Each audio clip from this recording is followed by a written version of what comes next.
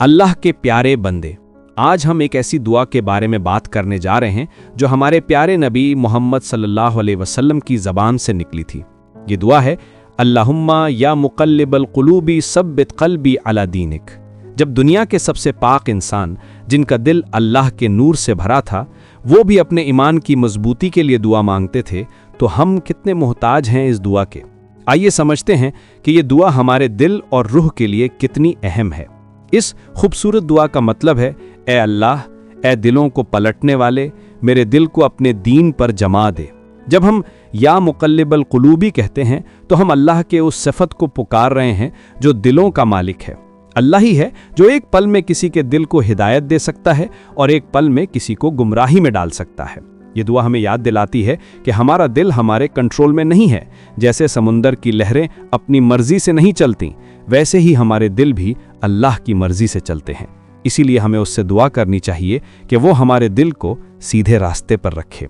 आज के ज़माने में जब हर तरफ फितने हैं, जब सोशल मीडिया से लेकर दोस्तों के सर्कल तक हर जगह ऐसी चीज़ें हैं जो हमारे ईमान को हिला सकती हैं, तब ये दुआ और भी ज़रूरी हो जाती है। कभी कभी हम खुद को कमज़ोर महसूस करते हैं, कभी शक आता है, कभी लगता है कि हमारा कनेक्शन अल्लाह से कम हो गया है।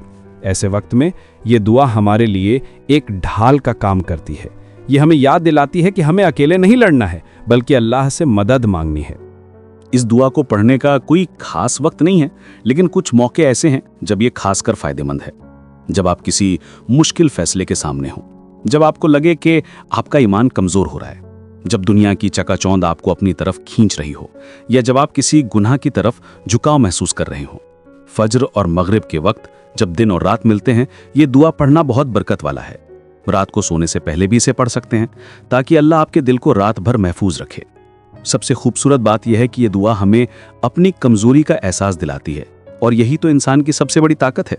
जब हम मान लेते हैं कि हमारा दिल अल्लाह के हाथ में है, तो हमें एक अजीब सा सुकून मिलता है।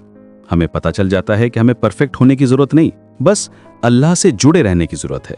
ये दुआ हमारे अंदर विनम्रता लाती है और साथ ही उम्मीद भी कि अल्लाह हमारी मदद करेगा। आज से इस दुआ को अपनी जिंदगी का हिस्सा बना लीजिए।